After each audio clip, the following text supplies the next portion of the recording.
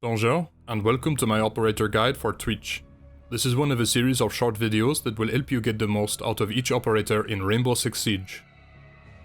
Twitch is a 2-armor, 2-speed attacking operator from the French Groupe d'Intervention de la Gendarmerie Nationale, or GIGN.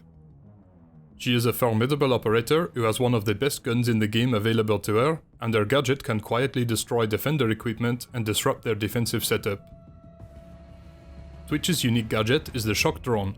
This custom-built device replaces the usual 2 attacker drones, and Twitch can use a drone in the prep phase as well as the action phase. As long as both drones remain active, she can swap between them, retrieve them and redeploy them just like a normal drone. There are 2 key differences that set the Shock Drone apart from normal drones. Firstly, Shock Drones can fire taser darts that can destroy electronic gadgets used by defenders. These darts have an effective range of 7.5 meters and will destroy almost any defender gadget or static map camera in one shot. As of Operation Void Edge, each shock drone starts the round with 3 darts, which can be fired in succession, but they will recharge over time to a maximum of 3. The taser darts can also break the pressurized canisters on black mirrors, removing the bulletproof glass and creating a hole in the enemy defensive setup. Maestro's Evil Eye turrets will require 2 taser darts to destroy, 1 to open the protective housing and 1 to destroy the camera. Secondly, Twitch's shock drone is unable to jump in any capacity. This means it cannot enter the map through windows unless thrown, and it cannot jump over deployable shields.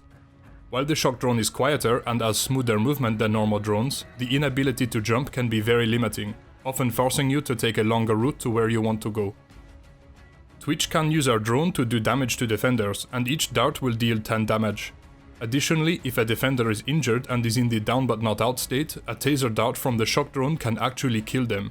This is quite unlikely to happen, but it can be very satisfying to get a kill with a shock drone. On the screen now is how I personally run Twitch. I always use the F2 assault rifle, for reasons that will become clear. Based on the French-made FAMAS rifle, this weapon is arguably one of the strongest guns currently in the game, and has been a fan favorite since the game was released back in 2015. The F2 has a devastating rate of fire, moderate damage and very little horizontal sway. However, it does come with some drawbacks. It has very aggressive vertical recoil and only has a 25 round magazine. I usually equip the F2 with a flash hider, a vertical grip and an ACOG sight.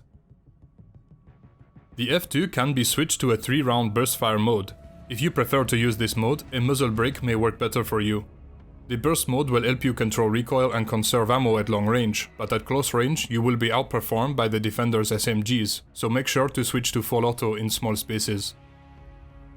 Twitch's second option for our primary weapon is the 417 Marksman rifle. This DMR is comparable to Blackbeard's SR-25 rifle and deals decent damage at all engagement distances. It also has a 20-round magazine, which is unusually high for a DMR, allowing you to hold angles and maintain firefights for longer. If you do choose to use this weapon, make sure to equip it with an ACOG sight, a vertical grip and a muzzle brake for semi-auto firing. Since the F2 is so much more versatile at all ranges, I would never recommend picking the 417 over the F2 unless you have exceptionally consistent aim. Twitch does also have access to the SG-CQB shotgun as a third primary weapon option.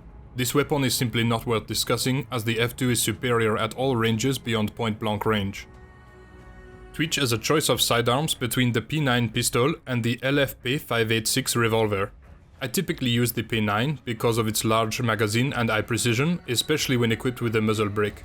However, if you simply want raw power, the 586 is one of the hardest hitting weapons in the game, able to down any opponent in 2 shots. However, it has a slow rate of fire and massive recoil, and cannot equip any barrel attachments to compensate for this. For secondary gadgets, Twitch can take either a claymore or breaching charges.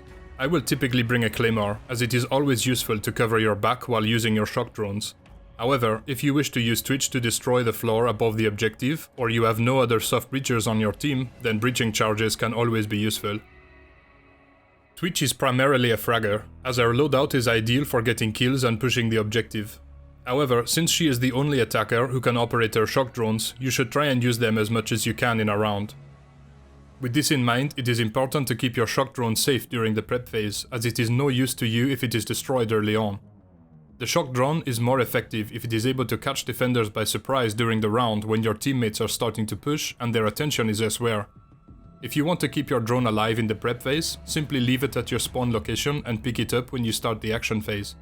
This can of course be done by any attacker, but is especially applicable to Twitch. When operating the shock drone, remember that you only have 3 taser darts initially, but they will recharge over time. This means that destroying static map cameras is a more viable option, as by the time the round starts, your taser will have recharged. When on the objective, targets should be prioritized, and I would focus on destroying Black Mirror canisters, Maestro's Evil Eye turrets, Capcan traps, Jaeger's magpies, Alibi's prismas, Valkyrie cameras, and if you can find them, Echo's yokai drones. Unless your drone has been spotted and is about to be destroyed, don't waste your taser darts on enemy operators, as it will only get your drone killed faster. If your team has not brought a Thatcher or a Kali, or they have been banned, Twitch will usually be relied upon to take care of entry denial gadgets.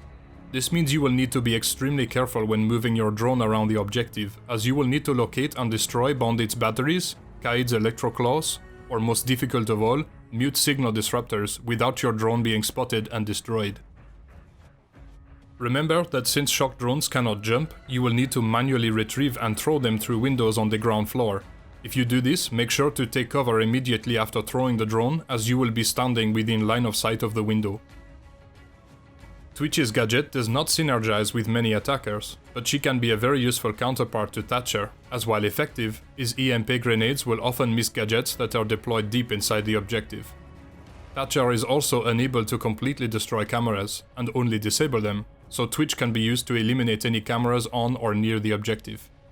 Twitch can also potentially benefit from IQ, as her electronic scanner can locate trap gadgets that are difficult to spot, such as Legion's Gu mines and Ella's Gujmot mines.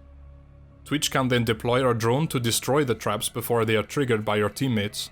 However, this does require a lot of communication between Twitch and IQ to be an effective strategy, so only do this when playing with friends.